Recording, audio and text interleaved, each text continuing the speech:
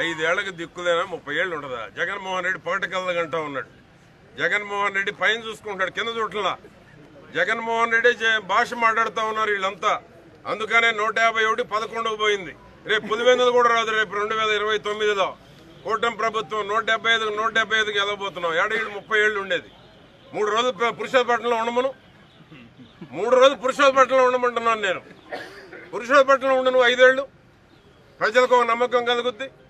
పురుషోత్పట్నంలోనే ఉండమంటున్నా నేను. పురుషోత్పట్నం పేరెత్తావు కాబట్టి నేను మాట్లాడుతున్నాను. పురుషోత్పట్నంలో నువ్వు ఉండి రాజకీయాలు చేయి. సమస్యలను ఎదుర్కొనే సత్తా లేదు. ఓటేసిన ప్రజలను మోసం చేయటం, ఓటేసిన వారితో ఉన్న నాయకులను మోసం చేయటం, నానా బాబాయ్ అని చెప్పి చేపించుకొని పనులు. నానేమయ్యాడు? బాబాయ్ ఏమయ్యాడు నాన్న?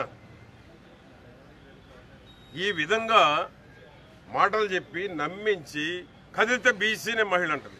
ఒక బీసీ చేసే పనులు, ఒక మహిళ చేసే పనులు నువ్వు చేసావు 5 ఏళ్ళు. ఒక బీసీలు చేసే పని, ఒక బీసీలు అంటే గౌరవం సమాజంలో ఎవరికైనా. బీసీలను అందరూ ప్రేమిస్తారు, మహిళలను అందరూ ప్రేమిస్తారు. నీకు అర్హత లేదని నేను మాట్లాడుతూ ఉన్నాను. బీసీ అనే అర్హత లేదు, మహిళ అనే అర్హత లేదు. బీసీలు మహిళలు చేసే పనులు నువ్వు చేయలేదు. దుర్మార్గాలు చేసావు. జగన్మోహన్ రెడ్డిని చూసుకొని, సజ్జలను చూసుకొని నీ అరాచకాలు మొత్తం బయట పెడతాం. వదిలిపెట్టమని కూడా హెచ్చరిస్తా ఉన్నా.